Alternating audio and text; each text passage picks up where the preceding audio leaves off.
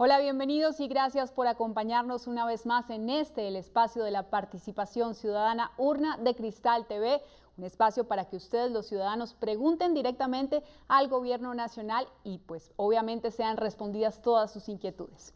Hoy vamos a estar hablando, Javier, buenas noches, sobre un tema muy especial y tiene que ver con la temporada de lluvias, porque obviamente esta temporada conlleva a muchos riesgos y nosotros queremos que estemos con total prevención con ese fenómeno que es las lluvias y por supuesto pues el cambio climático.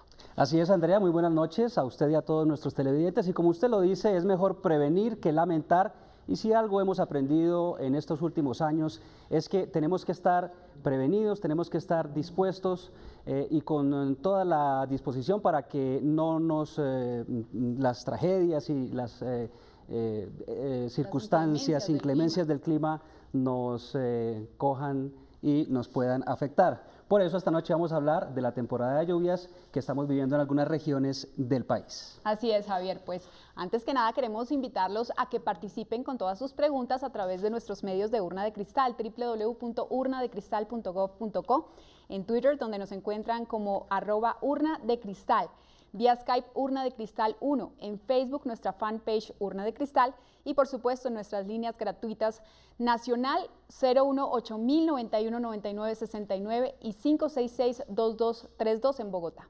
Bienvenidos, la urna está abierta. Colombia, Colombia, Colombia, participa, la urna está abierta. Bueno, pues iniciamos entonces este programa presentando a nuestros invitados especiales de hoy. Nos acompaña el doctor Carlos Iván Márquez, director de la Unidad Nacional de Gestión de Riesgo de Desastres. Doctor Carlos Iván, muy buenas noches. Buenas noches, un cordial saludo y es un placer estar acá compartiendo este espacio para llevarle un mensaje de prevención y atender todas las inquietudes que tenga la comunidad. Bueno, y por supuesto nos acompaña también el director del IDEAM, el doctor Omar Franco. Doctor Omar, muy buenas noches y gracias por acompañarnos.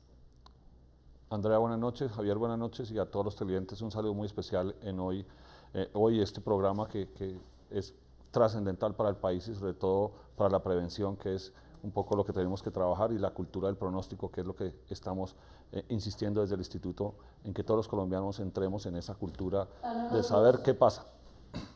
Claro que sí, pues doctor Franco, iniciemos entonces hablando de la función que cumple cada una de sus entidades en este sistema o en digamos, en este equipo que está encargado de prevenir los riesgos en el país con respecto, pues, sobre todo al tema del clima. Doctor Franco, ¿cómo opera su entidad, el IDEAM? ¿Cómo realiza estos pronósticos y cuál es el procedimiento que sigue después de tener, digamos, alguna alerta sobre lluvias o sobre sequía? Gracias, Andrea. Básicamente el instituto es una institución que cuenta con una batería de instrumentos, de estaciones. En casi todo el territorio colombiano tenemos un número de casi 2.600 estaciones de monitoreo hidrológicas y meteorológicas, estaciones que nos capturan el dato. En algunas 250 aproximadamente recibimos transmisión satelital de la información y otra la capturamos con la ayuda de las áreas operativas que tenemos en todo el territorio colombiano. Nos transfieren esa información a nuestra base de datos y a través de esos datos empezamos a correr los modelos meteorológicos que tenemos, y allí empezamos a trabajar a través de una mesa de trabajo de coordinación interna con meteorólogos y hidrólogos. Todos los días hacemos todos los modelos, los presentamos y arrojamos el pronóstico del tiempo para el día, y sobre todo proyectamos lo que va a pasar a largo plazo también con la información que recepcionamos de manera permanente las 24 horas del día en el territorio colombiano. Y esa es la manera como nosotros le presentamos al país el pronóstico, y a la vez cómo le servimos a la Unidad Nacional de Riesgo con la información para que al prender la alerta ellos puedan operar todo el proceso a través de las entidades territoriales, los consejos departamentales de riesgo y los municipales también, a fin de que en la región puedan tener la información precisa, exacta, con la resolución que podemos llegar para que podamos salvarle la vida a los colombianos. Así operamos. Obviamente recepcionamos también imágenes de satélite, tenemos una información permanente de las condiciones del tiempo. Colombia, por su ubicación, tiene varias condiciones de vulnerabilidad, todo lo que pasa en el Atlántico, lo que pasa en el Pacífico y toda la humedad que pasa por el sur del continente, es recepcionada a través de nuestra red de radares y allí de información que retomamos de otros países, le presentamos al país de una forma ordenada y articulada la información. Muchísimas gracias, doctor Franco. Vamos a estar hablando con usted sobre un tema muy importante que es las aplicaciones y la aplicación que tiene y le dan para dispositivos móviles, que es bastante interesante. Más adelante vamos a hablar de eso. Por ahora entremos en materia con la participación ciudadana, que es el alma de Urna de Cristal. Vamos con las primeras preguntas de nuestros televidentes desde las calles de Colombia. Mi nombre es Liliana Gil y mi pregunta es, ¿estamos bien preparados para la temporada invernal? Participa, la urna está abierta. Pues qué buena pregunta. ¿Estamos preparados para la temporada de lluvias que vienen en algunas regiones del país? ¿Qué podemos responder, doctor Franco? Bueno, básicamente el país, nosotros estamos mejorando todos los días nuestra condición de inclusive transmisión de información, de ponerle a los colombianos la información, disponérsela de una forma más rápida, más activa. Y es como el país ha venido avanzando, gracias al gobierno nacional. El IDEAN ha logrado tener un fortalecimiento institucional enorme, con capacidades tecnológicas que nos permiten disponerle a los colombianos todos los días información. Estamos preparados en cuanto tenemos capacidad tecnológica de recepcionar imágenes, de recepcionar tecnología, información, datos, de tal forma que podamos con tiempo tomar las decisiones pues con tiempo y planificadas, y de esta forma que todo el SISTOR y toda la unidad de riesgos pueda activar todo el sistema. Sí nos hemos preparado, hemos adquirido una cantidad de tecnología muy importante en estaciones de tipo radar. Hidrológicamente podemos reportarle al país cuál es el comportamiento de los ríos, cuál es el comportamiento, por supuesto, del tiempo, de la meteorología en todo el territorio colombiano. Y pues estamos utilizando tecnología como los celulares, como Javier usted bien lo mencionaba. Estamos utilizando una estrategia también de publicar todos los días un video institucional en nuestra página web, de tal manera que solamente le dedicamos 2 minutos de tiempo los colombianos a escuchar, a ver el pronóstico en cada una de las ciudades del país, de tal forma que podamos llegar con más precisión y con más tiempo, sí, para que los colombianos puedan planificar sus actividades. Este video institucional, como usted lo menciona, está llegando a todos los colombianos y está llegando a través de muchos medios de comunicación. La buena noticia, Javier y Andrea, es que a partir del próximo viernes, ya mañana, vamos a arrojar un segundo video institucional a las 5 de la tarde, de tal manera que podamos tener cubierto el país desde las 7:30 de la mañana hasta las 5 de la tarde, y de las 5 de la tarde a las 7:30 de la mañana, todos los días en la página nuestra estaremos publicando ese video. Así es, doctor Franco, y por supuesto, además de estar preparados en los sistemas, en la tecnología para prever de pronto qué va a pasar con el clima, es importante también estar preparados con infraestructura, con ese potencial de atender cualquier emergencia. Y por supuesto, qué mejor que preguntarle al doctor Carlos Iván Márquez, director de la Unidad de Gestión del Riesgo. Doctor Carlos Iván, ¿qué podemos responderle también a estas ciudadanas sobre si estamos preparados o no? Bueno, primero que todo decirle que es una pregunta que tiene bastante fondo, en el sentido es como evaluarnos si hay una preparación, un alistamiento ante una temporada como la que tenemos en este momento en rigor. Pues Colombia tiene algo fundamental. Si estamos preparados, decirles, estamos preparándonos para cualquier evento, porque hay pronósticos. O sea, sabemos que Colombia tiene 2 temporadas tradicionales de lluvias o recurrentes, la que inicia en marzo y va hasta junio, y la que continúa luego en el segundo semestre, que es la de septiembre hasta principios de diciembre. O sea, sabemos qué es lo que está ocurriendo en el entorno del país. Segundo, estamos cada día avanzando en el tema del alistamiento. Tenemos unos escenarios posibles que se puedan dar por las precipitaciones que se den en estos meses, y eso lo estamos anunciando. Tenemos un plan nacional de contingencia, un plan que tiene una capacidad de más de 300.000 personas de todas las entidades, muy disponibles para atender cualquier situación, para salvar vidas y para atender cualquier caso especial. Tenemos unos recursos instalados. Colombia ha tenido un avance importante en la preparación, pero es un proceso. No podemos decir que ya estamos preparados, es un proceso permanente. Y por eso es que se han generado algunos elementos importantes. Una ley que entró en rigor en el 2012 y eso hace parte del esquema de la preparación y alistamiento. Una unidad nacional de gestión de riesgo que coordina el sistema y unos enlaces con los departamentos y los municipios. Pero algo clave es bajarle la vulnerabilidad al país, es hacer obras para que cuando las lluvias lleguen, estas lluvias transiten tranquilamente, los muros estén bien construidos y de hecho se ha desarrollado todo un trabajo importante en la prevención, en la mitigación, pero hay algo importante. El sistema como tal tiene involucrado 3 elementos claves.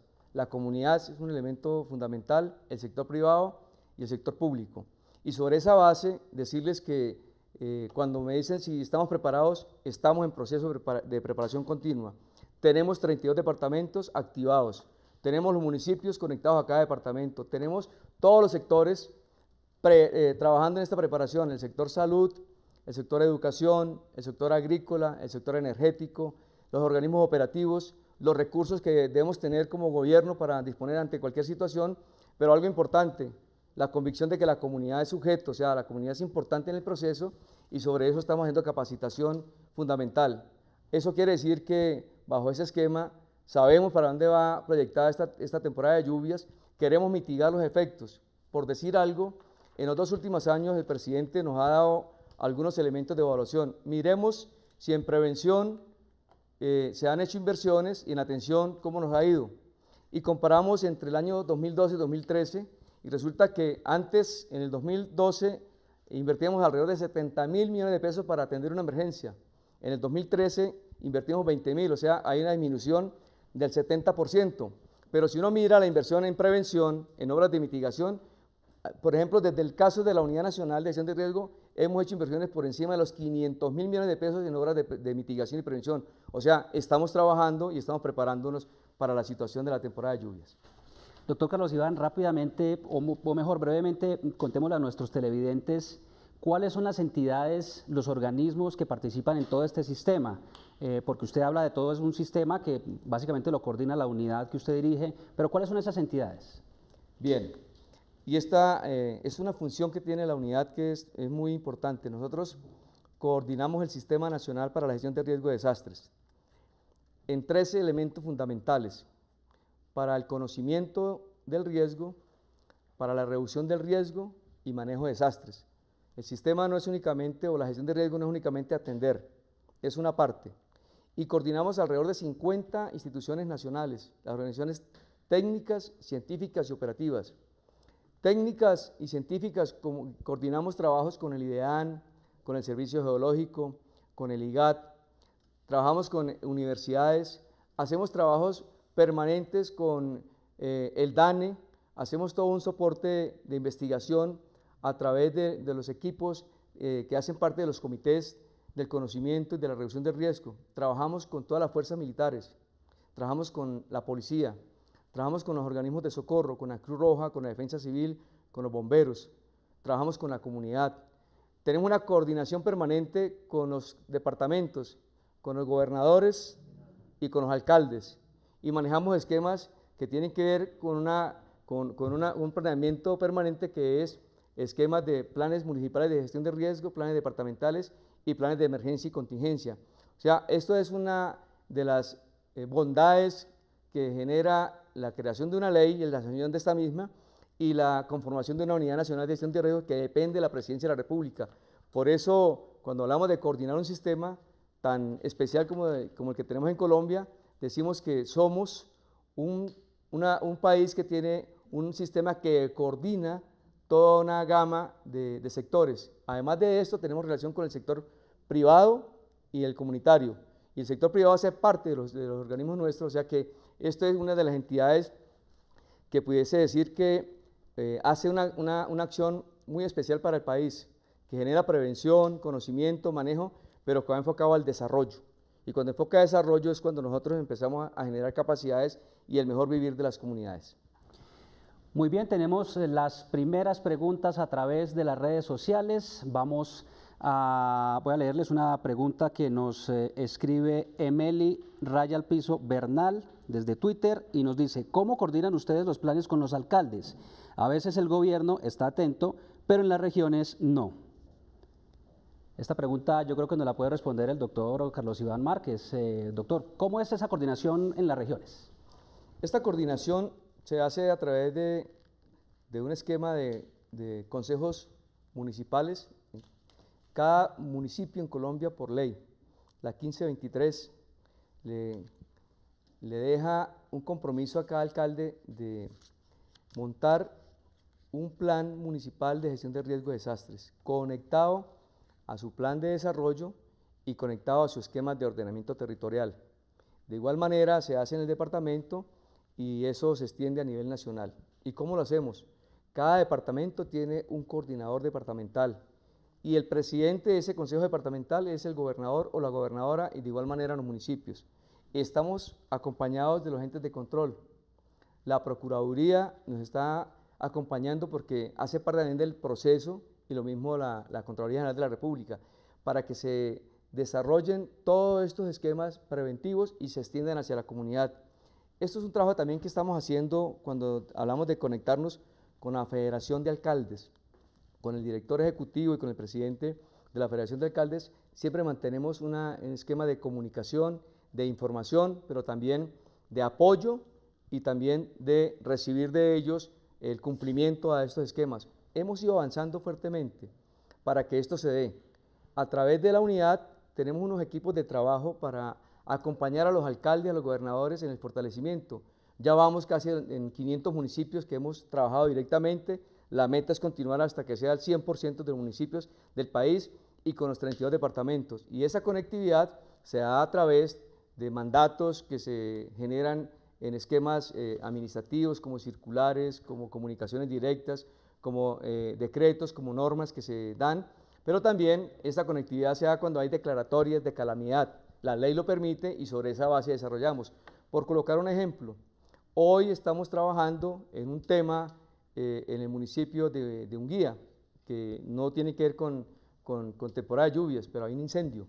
Para poder actuar tiene que haber una declaratoria de calamidad. Ahí nos conectamos y ya una vez montada esa declaratoria por el municipio, empezamos a emprender toda una acción nacional. Hoy tenemos todas las fuerzas, tanto por aire, por agua y por tierra trabajando, y eso hace que nos conectemos y es el mecanismo que la norma y este esquema de trabajo lo está dando para poder ofrecer ese acercamiento preventivo y de respuesta.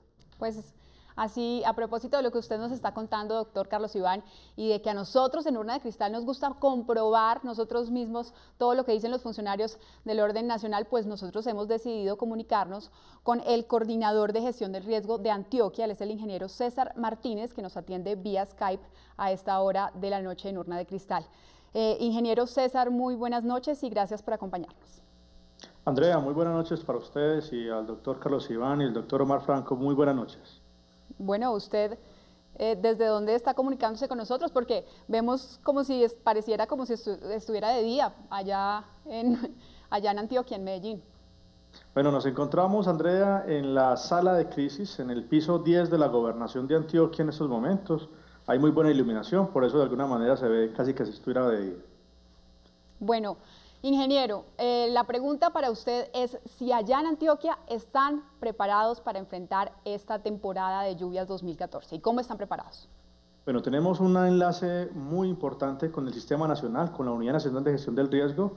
Hemos apostado a hacer Antioquia la más educada en gestión del riesgo y eso para nosotros es un reto bastante importante. Antioquia es un departamento que tiene 125 municipios y eso nos permite a nosotros de alguna manera tener un grado de innovación superior a cualquier departamento porque la población es bastante amplia, la extensión es grandísima, tenemos 63.000 kilómetros cuadrados y eso conectado con el Sistema Nacional nos permite generar que para esa temporada y cualquier temporada, ya sea de lluvias o de temporada seca, estemos preparados bajo un modelo que tenemos que se denominan sistemas integrales de gestión del riesgo, que es dividir al departamento en 18 áreas para prepararnos de manera específica para cualquier temporada. Ingeniero, ¿qué puede rescatar usted del papel que juegan, por ejemplo, los alcaldes, los gobernadores en todo este sistema de coordinación nacional referente a la gestión del riesgo? ¿Cómo ve usted ese papel? Nosotros tenemos un reto muy importante que somos ese brazo extensor de la Unidad Nacional de Gestión del Riesgo. Para nosotros la unidad es un centro es un sistema nacional que debe acompañar y apoyar y establecer las políticas públicas. Por la responsabilidad de los consejos municipales y departamentales es darle aplicación a todas las leyes nacionales. No podemos ver nunca un sistema como si fuera, por ejemplo, permítame la palabra, ser la bodega para el tema de ayudas humanitarias. Nosotros tenemos una corresponsabilidad muy importante en preparar las regiones y los municipios a aplicar la ley y hacer operativa la ley, porque no solamente es el papel, sino cómo se va funcionando la ley en el territorio. Y para eso nosotros tenemos una corresponsabilidad muy clara con el sistema nacional, no solamente de orden departamental, sino inclusive para apoyar regionalmente, como por ejemplo, como lo explicaba el doctor Carlos Iván, en una atención que se está prestando en Unguía, pues hacer también ese acompañamiento o ese apoyo complementario al departamento del Chocó o a los departamentos que tengamos colindantes a nuestro departamento. Ingeniero, usted está en el departamento de Antioquia y pues esta es una región con unas características muy especiales, hay montañas. ¿Han tenido o están preparados en materia logística para regiones apartadas, municipios apartados que de pronto pueden tener poca población pero que pueden sufrir algún tipo de emergencia? Posiblemente no tengamos los recursos físicos en temas de equipos o maquinaria, posiblemente no estemos al 100%. Pero en esa ausencia o en ese déficit de algunas regiones apartadas, lo que hemos diseñado conjuntamente con la Unidad Nacional de Gestión del Riesgo es que cada zona apartada tenga un municipio padrino que pueda acompañar su gestión del riesgo, ya sea en la parte de manejo, ya sea en la parte de reducción o ya sea en la parte de atención de emergencias o de manejo, perdón, y poder acompañar. Eso es lo que nosotros denominamos acá en Antioquia sistemas integrales de gestión del riesgo. Es indudable que las zonas apartadas tienen dificultades logísticas, operativas e inclusive hay veces de carácter administrativo. Nosotros como gobierno departamental somos los llamados a hacer toda esa coordinación. El municipio que tenga mayor capacidad de soporte, ayudarle al de menor soporte y formar así un sistema. Ingeniero César Martínez, coordinador de gestión del riesgo del departamento de Antioquia, gracias por acompañarnos en Urna de Cristal. Y nosotros saludamos a esta hora desde el departamento del Cauca, el municipio de El Tambo, a Argemiro, que se comunica con nosotros. Argemiro, muy buenas noches. Buenas noches. Bueno, adelante, ¿cuál es su inquietud? Primero, pues, chévere, creo una imagen ahí en el fondo del Parque de Popayán.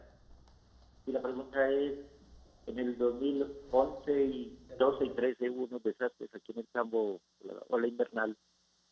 Se llevaron la solicitud a la alcaldía para que de qué manera iba a ayudar a la gente que salió damnificada y los resultados no se han visto. Entonces yo lo que quiero saber qué pasó con eso.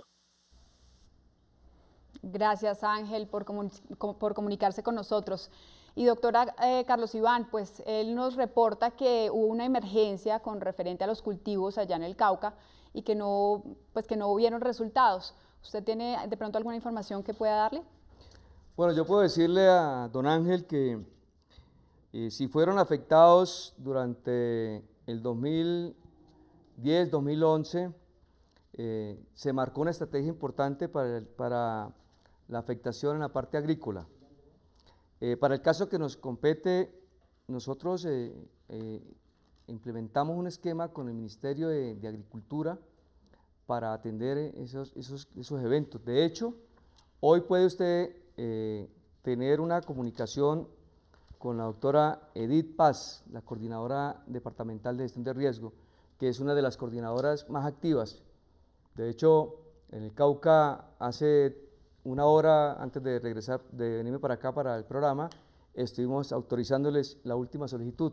O sea, con el Cauca estamos siempre trabajando en este proceso, pero si se quedó en ese tema de afectación, podríamos revisar con el proyecto que tenemos aún vigente si fue afectado, si está registrado y si es objeto de atenderlo, con mucho gusto lo hacemos, porque lo que planteamos para los afectados de esa temporada es que todos los que estuvieran registrados por cualquier sector iban a ser atendidos. Y si en estos momentos se puede hacer una acción como esas, pues procedemos para darle el beneficio que ya está estipulado por el sector de agricultura. Muy bien, y para hablar de infraestructura y de inversiones que ha hecho el gobierno en materia pues, de ola invernal y de situaciones que han ocurrido en algunas regiones del país, vamos a mirar lo que ocurrió hace algunos años, hace algunos meses, aquí muy cerca a Bogotá, cerca al municipio de Chía, en donde en un punto que conocemos todos como la variante de Chía, pues ocurrió una gran inundación y allí se hizo una gran inversión para solucionar esta situación. Esto fue lo que pasó y esto es lo que ocurre hoy en esa zona cerca a Bogotá.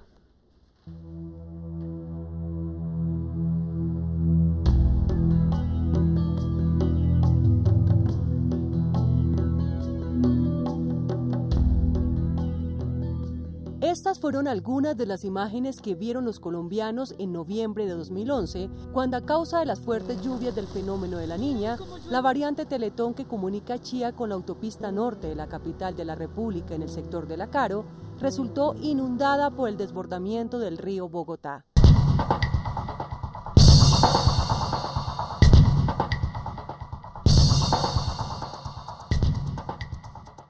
El agua llegó a cubrir por completo 1 kilómetro de la vía y sobrepasó en 50 centímetros la altura del pavimento. La movilidad colapsó, los terrenos aledaños tuvieron serias afectaciones en su infraestructura.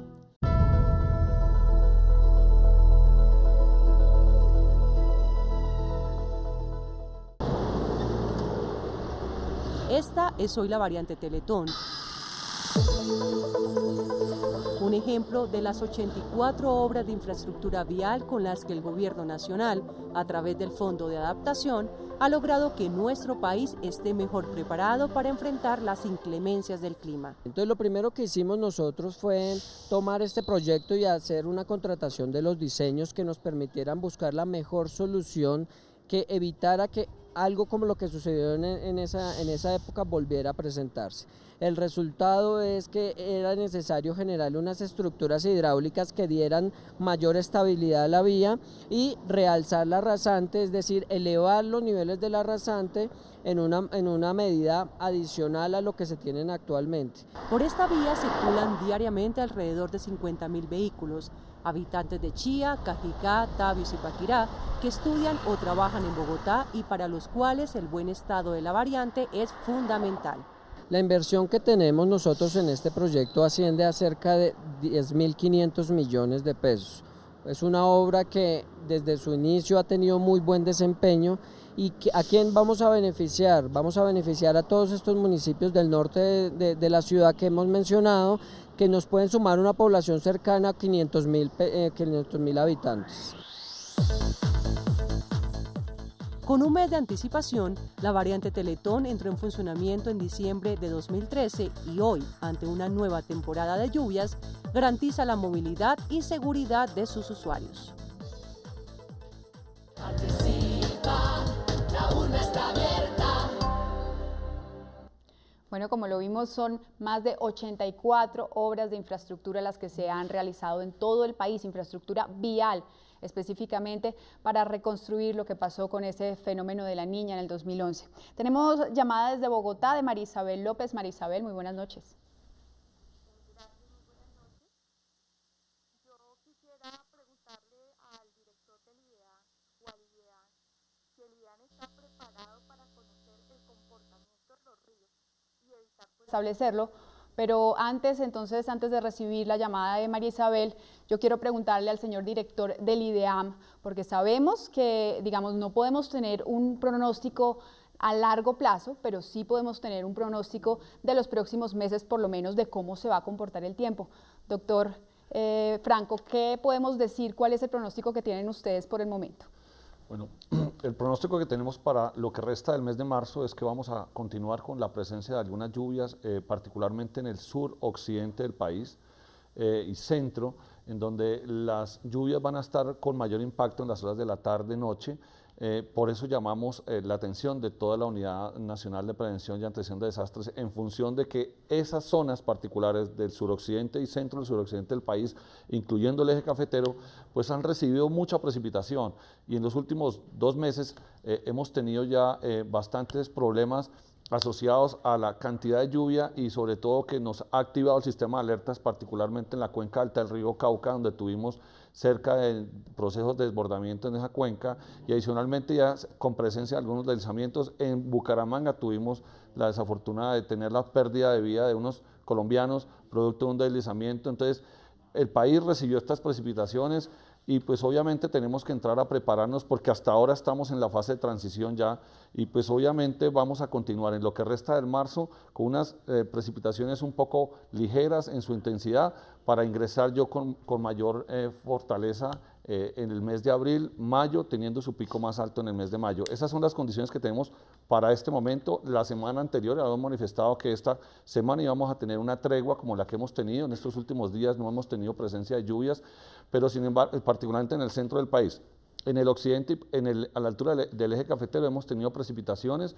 Fíjese que ahí tenemos unos municipios, Manizales está cerca del 90% de la lluvia que cae totalmente en el mes de marzo históricamente. Pereira superó la lluvia ya a esta fecha del mes de marzo. Hoy 20 pasó ya el registro histórico de sus lluvias acumuladas promedio histórico en el mes de marzo. Igualmente Popayán, igualmente Neiva y Bogotá también, como ustedes han dado cuenta, ya superó las lluvias para el mes de marzo. Entonces nos hacen falta pocos días y es probable que tengamos la presencia de algunos días con lluvias por lo que respecta al mes de marzo. Más adelante, de acuerdo al pronóstico que vamos a presentar del mes de abril y mayo, pues vamos a arrojar lo que traemos para el territorio colombiano y particularmente a las zonas de riesgo.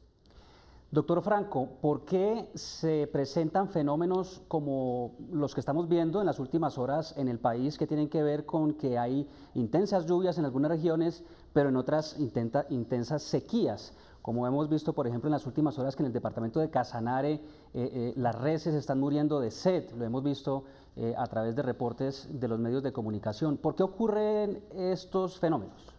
Bueno, hay que empezar por señalarle a los colombianos que el territorio colombiano es un país de climas, es un país de microclimas, que tenemos características específicas en cada una de las regiones, y tengo que insistir mucho a los colombianos en decir que las lluvias que tuvimos en el mes de febrero-marzo fueron producto de un frente frío que vino del sur del continente. Colombia, por su ubicación geográfica, no puede ser ajena a ninguna condición meteorológica que exista en el continente, y particularmente en el Caribe, en el Pacífico y en el sur. Y por estar en la condición en la que estamos, por eso somos un país altamente vulnerable por las condiciones meteorológicas. Estas lluvias entonces que entraban por el sur, que afectaron países como Bolivia, Perú, Ecuador, pues nos arrojaron muchas precipitaciones en el suroccidente, en una época que regularmente no es la época de lluvias. Como lo decía Carlos Iván, las lluvias en el país, en la zona andina, particularmente en la cuenca alta del río Magdalena, Cauca, todas están muy marcadas entre los meses de abril y mayo.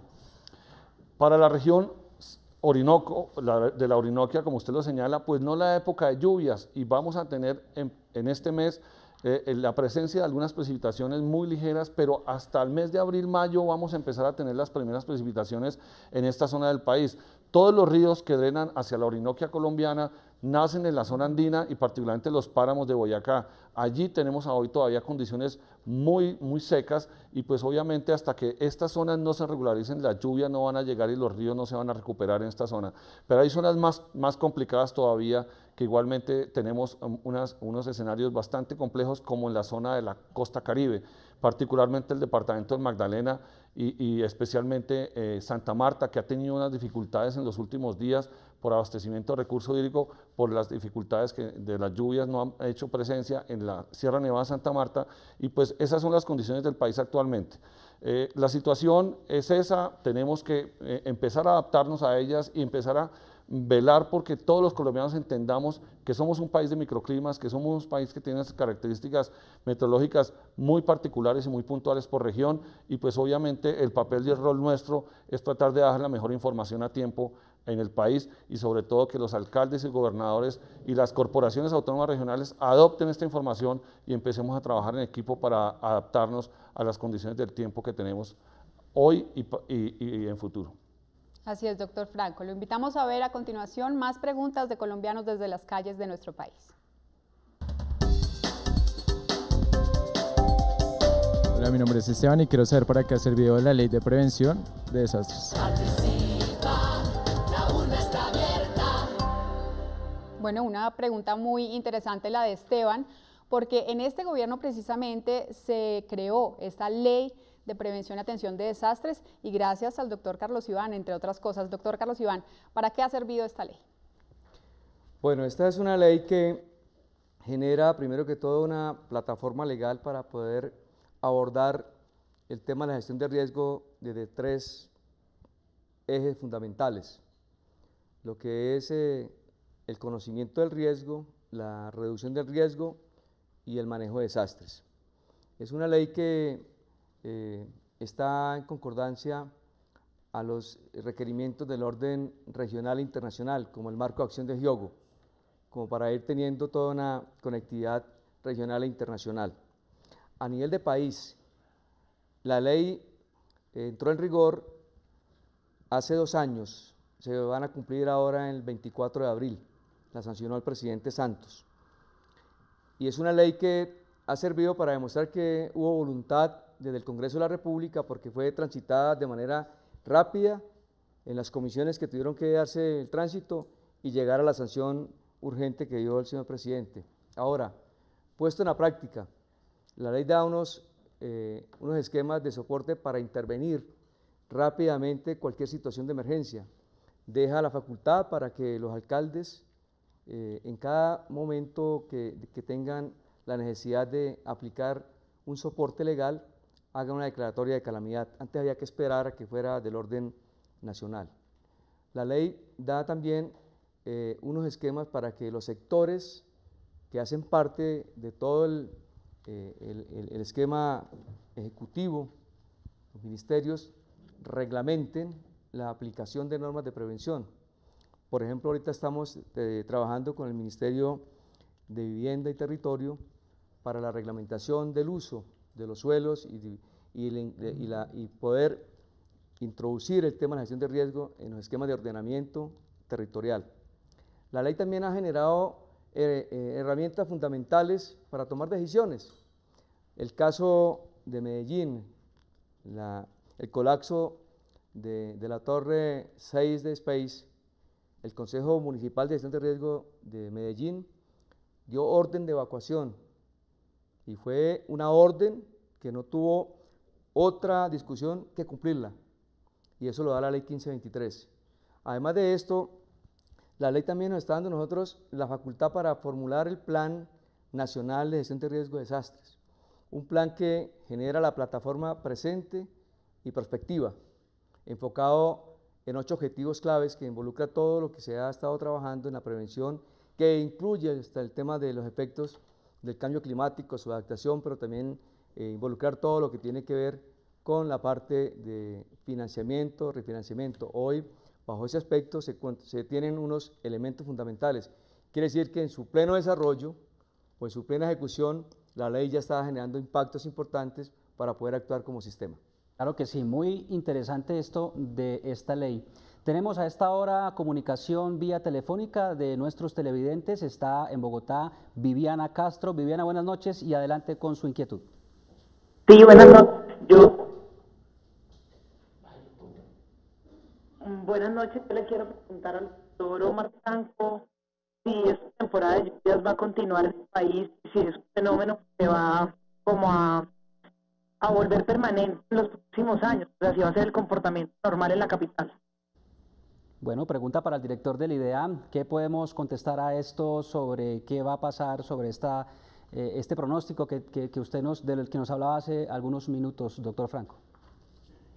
Viviana, sí, buenas noches. El pronóstico que nosotros hemos arrojado en los últimos días es que las lluvias van a continuar, como lo hemos sostenido, sobre todo con su intensidad más alta en los meses abril y mayo, y particularmente entre abril y mayo. Esas semanas van a ser bastante complejas. Estamos esperando de alguna manera una intensidad más alta en el mes de mayo hasta la primera o segunda semana del mes de junio. Esas son las lluvias históricamente hablando del primer semestre del año. En el segundo semestre del año también tenemos un periodo caracterizado por esas lluvias que son octubre, noviembre y diciembre, y Colombia históricamente siempre ha tenido esa condición.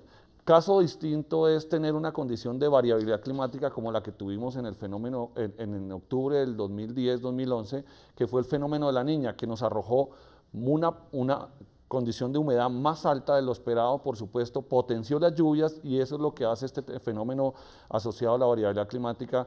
Luego, obviamente, en este primer semestre no tenemos ninguna condición de variabilidad climática que nos afecte, vamos a tener una condición normal, con las lluvias normales entre abril y mayo, junio, y por eso hay que prepararnos y por eso hay que estar atentos y alertas a los pronósticos y a la información que arrojemos. Pero no es que tengamos que estar todo el tiempo en lluvias, somos un país tropical y eso tenemos que también entenderlo, somos un país que estamos sometidos a esa condición, no tenemos estaciones como en otra parte del mundo donde están muy marcadas las estaciones y los tiempos climatológicos. En Colombia tenemos tiempos de menos lluvias, tiempos de más lluvias y esa es la condición normal del país y a eso es que tenemos que acostumbrarnos, Viviana.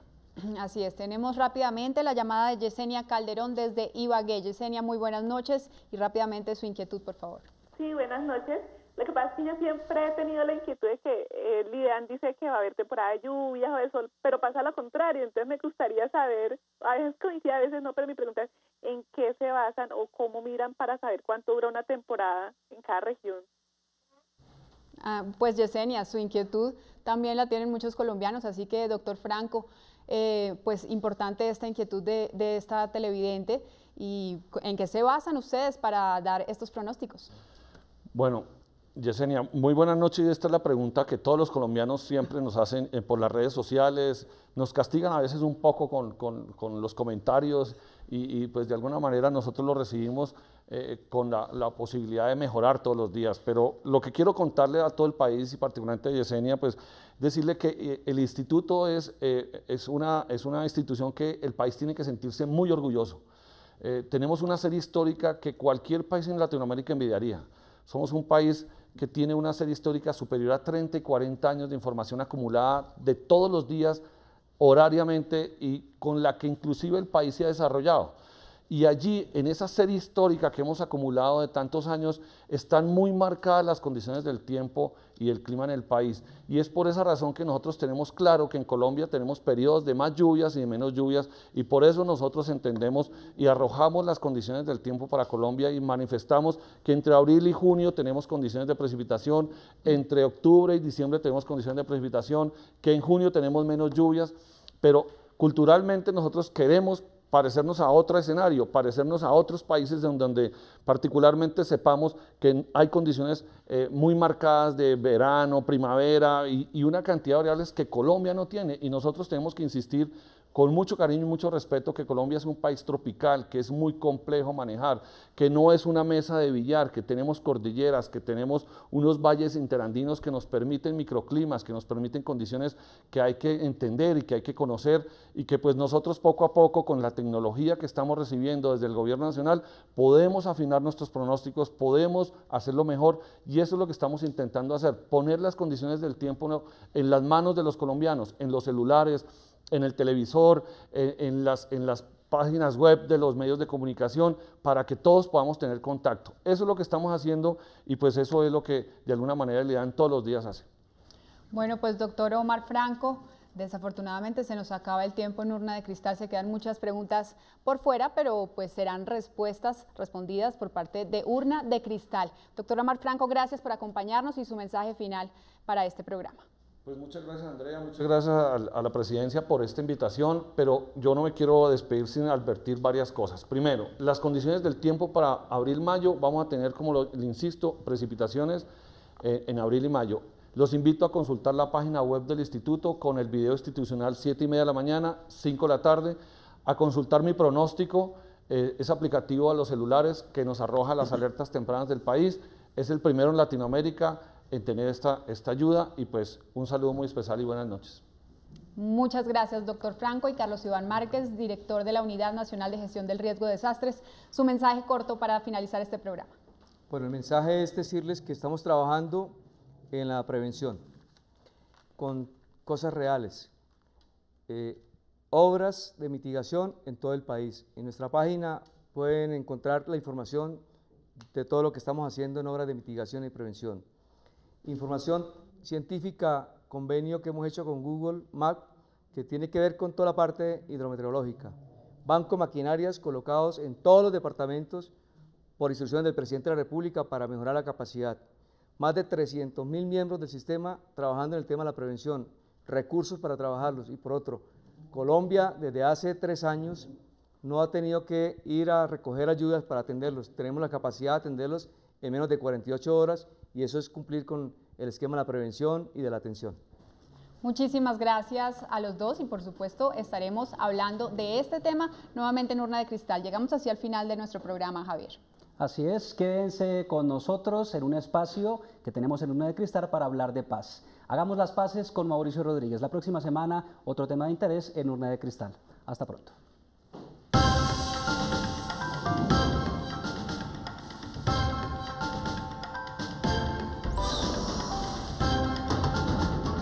Bienvenidos a Hagamos las Paces, un espacio para hablar sobre la paz de Colombia. Hoy hemos invitado a León Valencia, director de la Fundación Paz y Reconciliación. León fue miembro de la guerrilla del ELN durante muchos años y se desmovilizó en 1991. Es autor además de un libro muy interesante que les recomiendo que se llama Años de Guerra. Hemos invitado a León para hablar sobre el proceso de paz de Colombia y el posconflicto. Muy bienvenido, muchas gracias por su presencia, León. No, Mauricio, muchas gracias por la invitación. Mi primera pregunta es, ¿qué hace la Fundación Paz y Reconciliación? Pues fíjese, yo estaba en Arcoiris, que era una fundación para trabajar más informes sobre el conflicto. Y entonces decidí hacer una fundación y pasarme para allá a trabajar el tema del posconflicto, que es como el tema fundamental. Yo estoy confiado en que se va a firmar un acuerdo de paz en Colombia, no solo con las FARC, sino con el ELN, y creo que hay que preparar el posconflicto. Aquí no ha habido posconflicto. En las anteriores firmas de los acuerdos de paz no ha habido una tercera fase, siempre eso se ha frustrado y creo que de ahí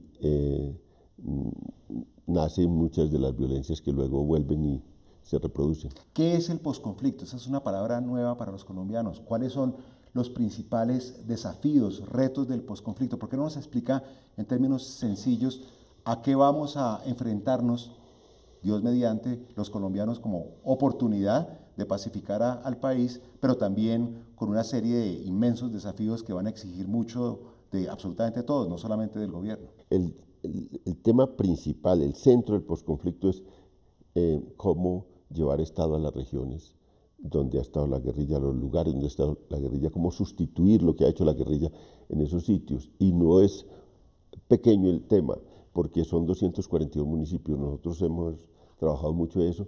242 municipios que son un poco más del 20% de los municipios del país, son el 30% del territorio y es por ahí el 10 o 11% de la población en unas zonas claves del país.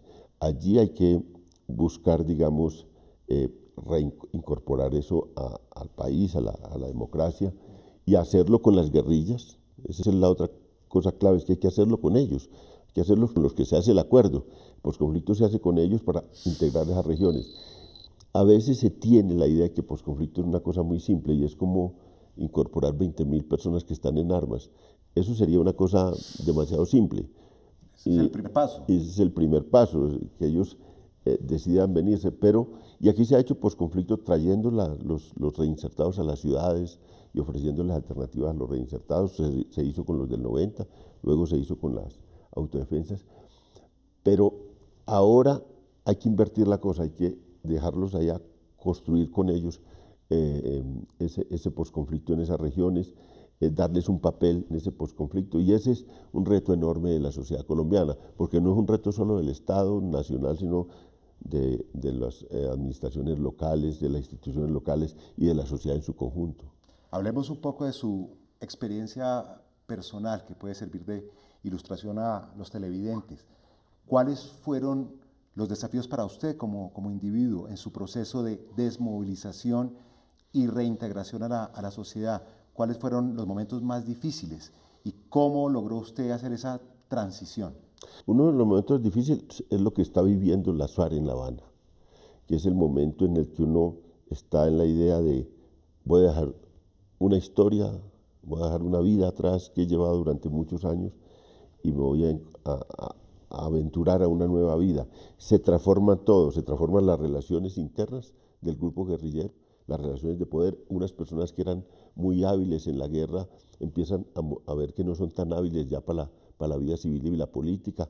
Unas personas que a veces no eran los que lideraban en la guerra, las FARC o cualquier grupo guerrillero en mi caso, empiezan a mostrar habilidades para el mundo político, y entonces cambian las relaciones de poder, cambian las relaciones afectivas.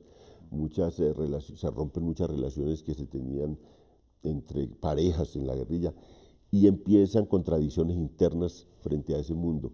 Es un momento muy difícil, es el momento en que el pánico del que va a una nueva vida, y es paradójico porque se debía sentir más tranquilidad porque piensan en una vida civil, pero no, dejar el arma y pensar en que se va a cambiar totalmente de vida, eso es una angustia enorme, y eso hay que entenderlo, para que en ese paso no es fácil.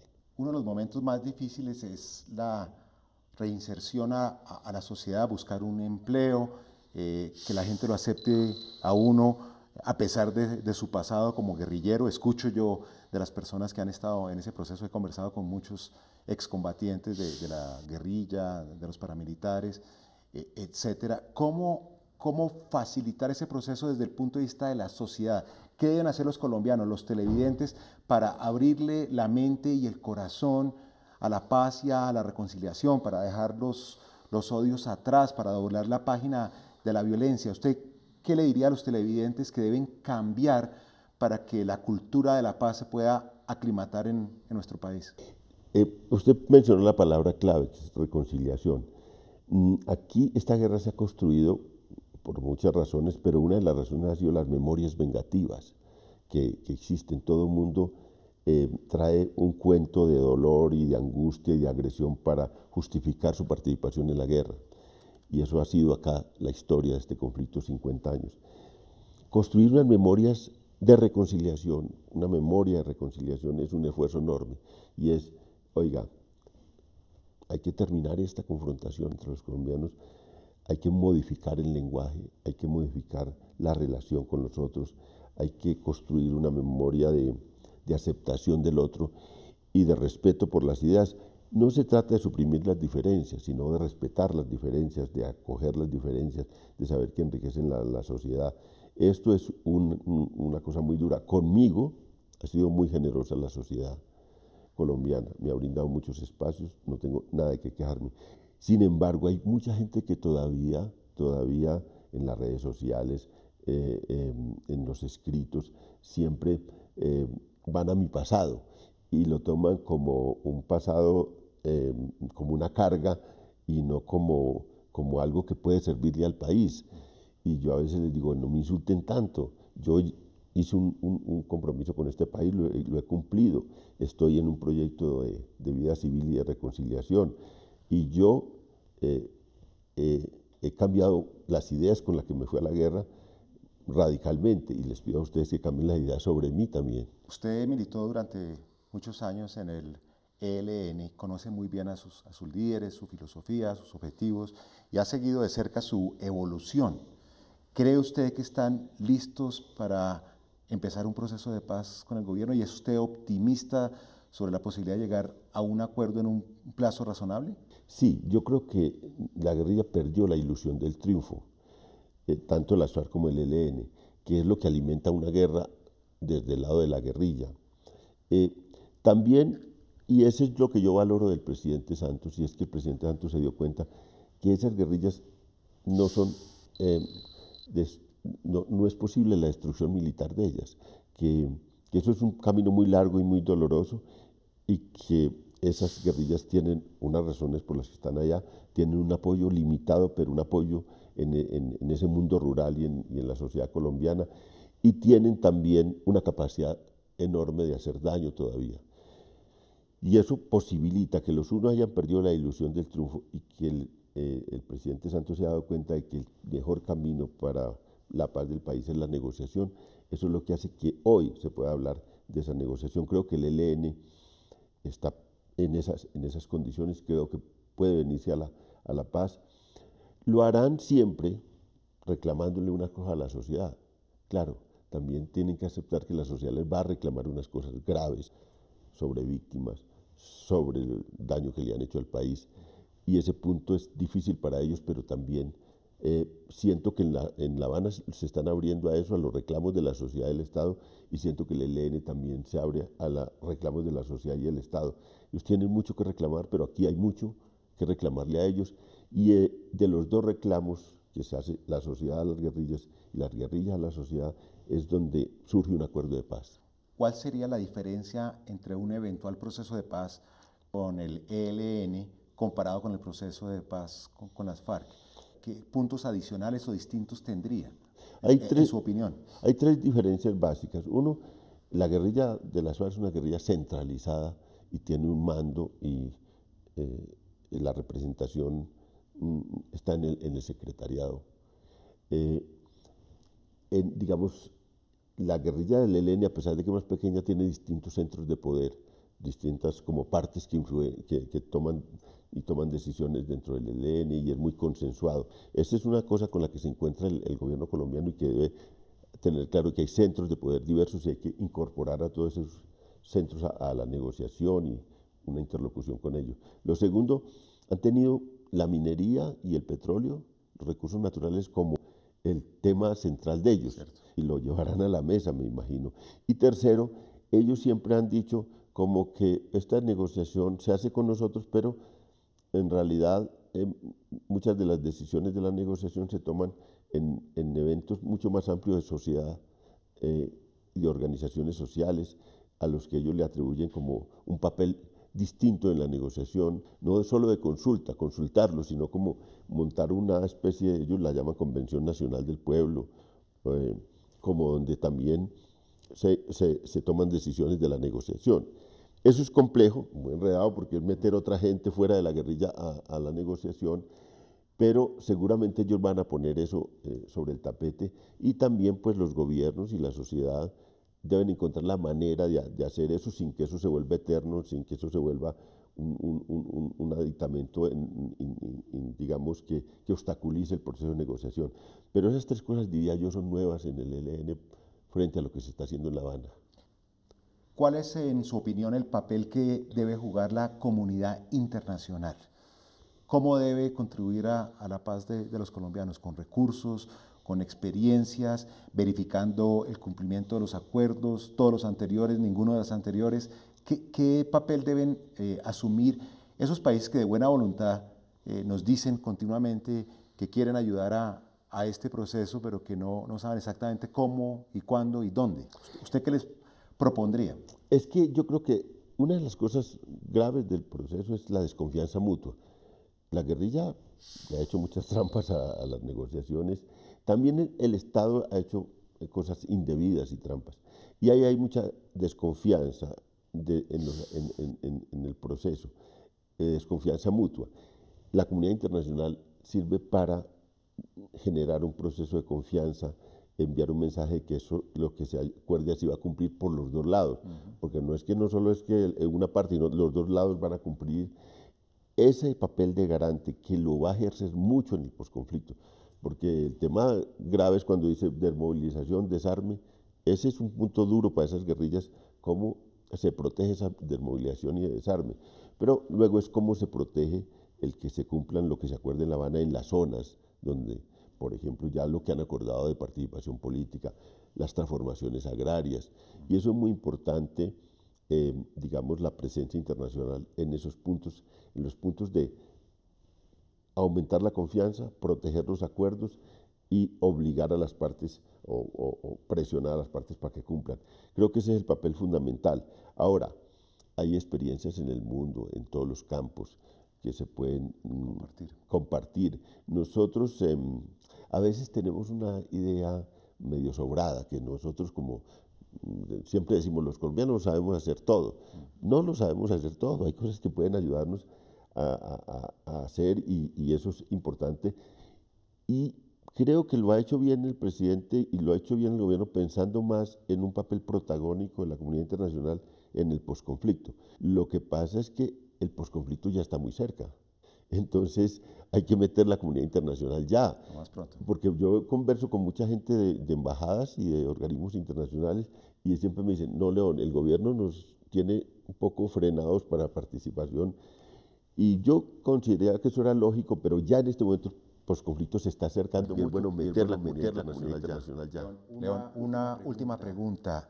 ¿Qué le sugiere usted al presidente Santos o al jefe del equipo negociador Humberto de la Calle o a sus compañeros en la mesa de negociación en La Habana? Una sugerencia práctica y concreta para agilizar este proceso y ojalá llegar a un acuerdo lo más pronto posible.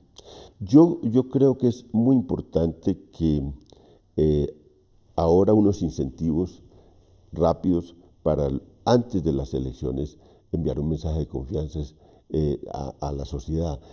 Hay mucho pesimismo, escepticismo en la gente y es necesario que se pongan de acuerdo en incentivos mutuos. Hay el incentivo de que hay que ganar el corazón de la gente en este camino, digamos, electoral, y hay que hacerse concesiones mutuas para presentarle al país rápidamente un nuevo avance del proceso de paz. Muchas gracias, León Valencia, director de la Fundación Paz y Reconciliación. Y a ustedes, amigos televidentes, muchas gracias por su interés. Nos vemos la semana entrante en este espacio Hagamos las Paces.